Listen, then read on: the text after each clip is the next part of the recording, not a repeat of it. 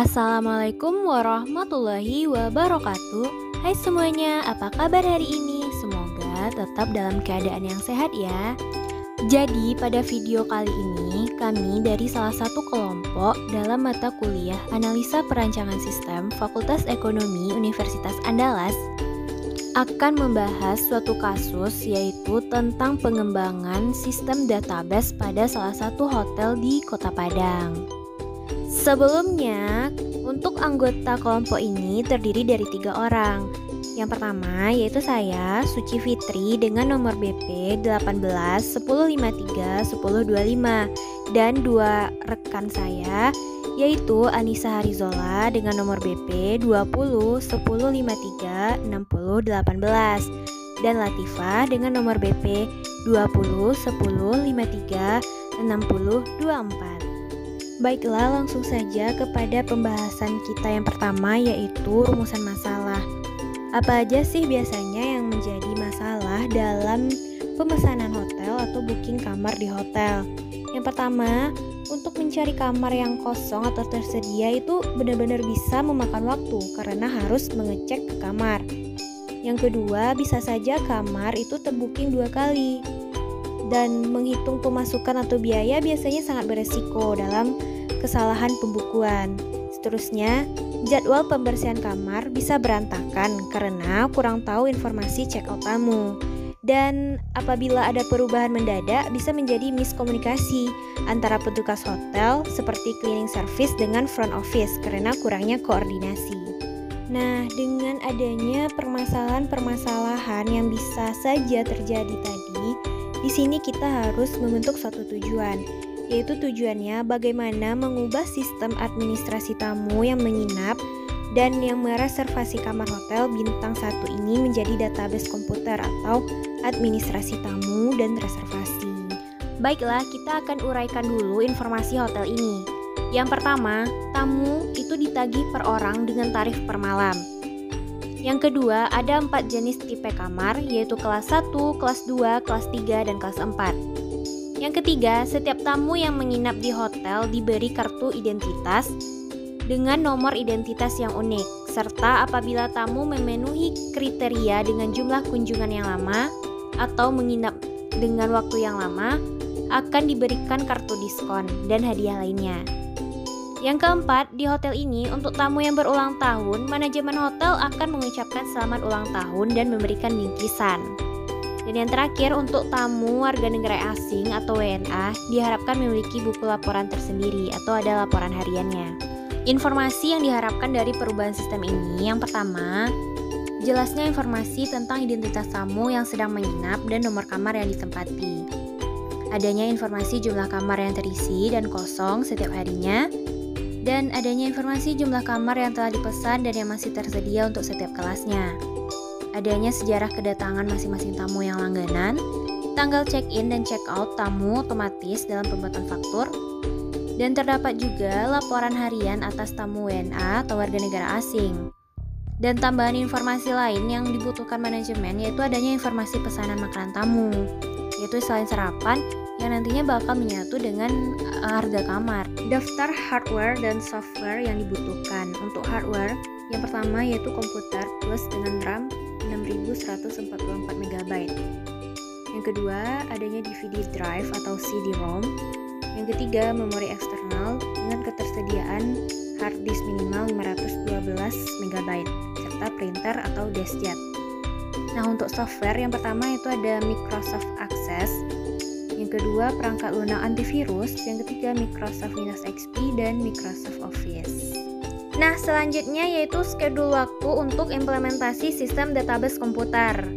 Nah, dalam pengimplementasian sistem database ini diimplementasikan dalam waktu 4 bulan, dimulai dari bulan Juni dan berakhir di bulan September.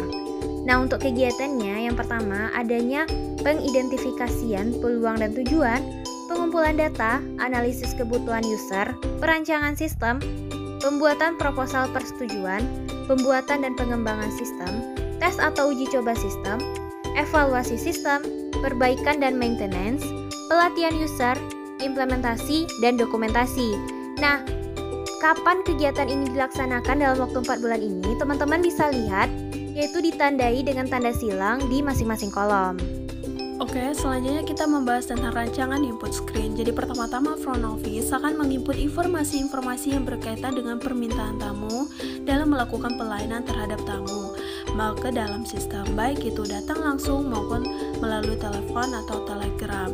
Dan ketika check-in dapat melakukan registrasi. Dan ini merupakan bentuk tampilan menu database-nya, yaitu bagian yang atas, yaitu dimana menunya terdiri dari yang pertama adalah ada history yang di sudut kiri atas, kemudian di sudut kanan atas itu merupakan nama karyawan atau front office-nya, kemudian ada pilihan menunya yang terdiri dari 5, yaitu ada cek kamar yang available atau yang tersedia, kemudian ada add new customer record, jadi untuk merecord data atau identitas si customer, kemudian ada booking form, dan selanjutnya ada payment form, dan juga yang terakhir yaitu adalah report form.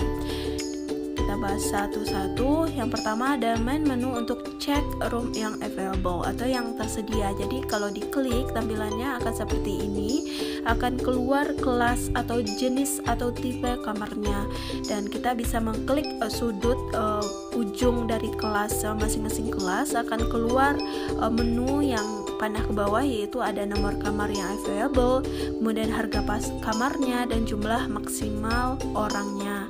Kemudian ada main menu yang kedua, ada add new customer record yang terdiri dari identitasnya tamu, yaitu ada ID customer yang ini merupakan nomor uniknya, kemudian ada nama, NIK, alamat, kota, dan negara. Negara ini apabila dia warga negara asing akan secara otomatis menu nomor paspor akan hidup.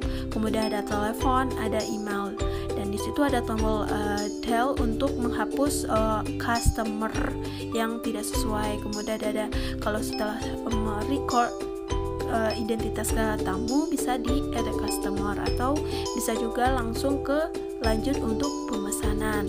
Kemudian menu yang ketiga yaitu ada booking form, dimana di sini juga terlihat bahwa ada nomor unik yaitu ID pesanan. Kalau ID customer itu akan otomatis kita pilih sesuai dengan identitas tamu yang kita input di add new customer record tadi. Kemudian terdiri dari nomor kamarnya atau tipe kamarnya yang dipilih, yaitu seperti kelas 1, kelas 2, kelas 3, atau kelas 4K. Kemudian ada tanggal check-in, ada tanggal check-out. Kemudian ada pilihan makanan apabila ingin menambah makanan untuk contohnya makanan siang atau makanan malam. Kalau makanan pagi atau breakfast itu sudah include ke paket, tinggal diklik booking dan cetak pesanannya. Selanjutnya menu payment, dimana terlihat di layar itu ada nomor unik juga, yaitu namanya ID payment atau biasanya itu nomor invoice atau nomor faktur.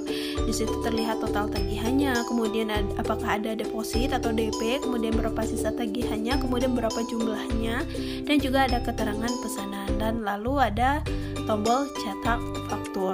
Selanjutnya ada menu history pelanggan tetap, itu yang berada di sudut kiri atas menu yang utama. Di sini ada data atau identitas customer yang sudah menjadi pelanggan dan mendapatkan kartu pelanggan dan kartu diskon. Dan yang terakhir ada menu report, di mana bisa kita melihat laporan terakhirnya, yaitu dengan menginput tanggal mulai sampai tanggal akhir dan dicari, maka akan keluar laporan yang kita butuhkan dan kita bisa mencetaknya. Selanjutnya output, yaitu output dari rancangan sistem.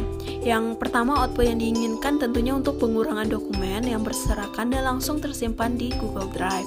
Kemudian yang kedua outputnya yaitu adalah secara otomatis pembuatan laporan dan daftar, seperti menggunakan menu report tadi. Kemudian yang ketiga outputnya mudah digunakan oleh user hanya dengan menggunakan satu klik. Kemudian outputnya adalah cara pemesanan, pembuatan pesanan, dan cek temu langganan yang lebih cepat. Selanjutnya, menyimpan catatan pada semua pelanggan secara tertib untuk memudahkan akses. Kemudian, output yang terakhir itu menghasilkan tagihan yang akurat. Conceptual model. Jadi sistem akan membantu menghubungkan antara permintaan tamu dan bagian front office atau resepsionis dalam proses pemberian informasi rasional berdasarkan data yang disimpan. Jadi tamu akan diberitahu ketentuan untuk melakukan pesanan kamar berdasarkan kamar yang tersedia, dan apabila di kemudian hari tamu juga mendapat meminta pembatalan pesanannya. Jadi terlihat bahwa front office meminta atau memperoleh informasi dari permintaan tamu yang nantinya menjadi input data awal sistem informasi berupa data, tentunya yaitu ada data check-in dan check-out-nya, kemudian ada data pemesanan atau pembatalan. Nah, dari data itu kita bisa melihat atau menyimpulkan entity yang relevan, yaitu terdiri dari ada tamu, kemudian ada kamar, kemudian ada front office, kemudian ada booking atau pesanan, dan faktur atau invoice. Jadi hubungannya adalah tamu yang ingin menginap akan meminta kamar, kemudian front office akan mengecek ke sistem yang tersedia atau tidaknya kamar.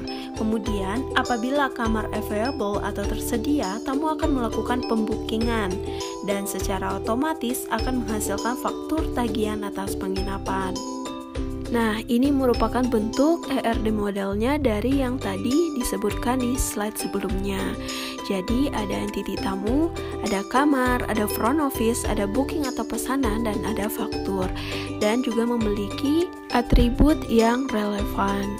Dan juga terlihat hubungannya antara tamu dan kamar, ada one to many di mana obligatorinya di sisi many, kemudian kamar dan front office juga one to many di mana sisi obligatorinya di sisi many, kemudian front office ke booking atau pesanan itu one to one di mana obligatorinya di sisi booking, kemudian ada booking atau pesanan ke faktur itu hubungannya one to many di mana sisi obligatorinya di sisi many, dan sebelah kanan merupakan model fisik database-nya.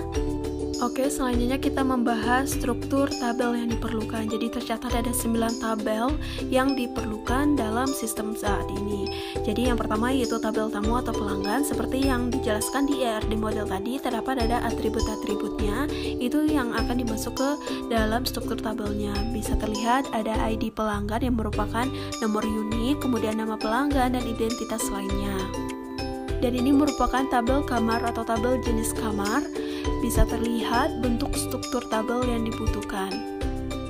Dan ini bentuk tabel karyawan yang nantinya akan secara otomatis keluar di main menu utama, yaitu bagian kanan atas, yaitu tentang data atau identitas dari front office-nya. Bisa terlihat ada ID karyawan, nama karyawan, jenis kelamin, status karyawannya. Dan ini bentuk tabel pemesanan. Jadi di dalam tabel pemesanan ini juga ada nomor uniknya, yaitu ID pemesanan. Selanjutnya tabel faktur atau tabel tagihan pembayaran. Adanya tanggal check-in dan check-out tamu untuk membuat faktur secara otomatis. Selanjutnya yaitu tabel kartu diskon yang menyimpan data pelanggan dan jumlah diskon. Selanjutnya tabel kartu pelanggan yang berisikan data pelanggan, tanggal pemesanan, dan lama menginapnya. Selanjutnya tabel hotel yang berisikan nama hotel dan alamat hotel. Berikutnya tabel manajemen yang berisikan nama manajer hotel dan departemen yang dibidanginya. Selanjutnya yang tidak boleh luput adalah formulir yang berisikan data pribadi pelanggan yang lengkap. Selanjutnya membuat query pelanggan berdasarkan tabel pemesanan, tabel tamu atau pelanggan, dan tabel tagihan pembayaran. Yang terakhir adalah membuat laporan pelanggan berdasarkan tabel tamu atau pelanggan yang sudah disimpan tadi. Baiklah, demikian presentasi dari kelompok kami. Lebih dan kurang kami mohon maaf. Wabillahi taufiq wal hidayah. Wassalamualaikum warahmatullahi wabarakatuh.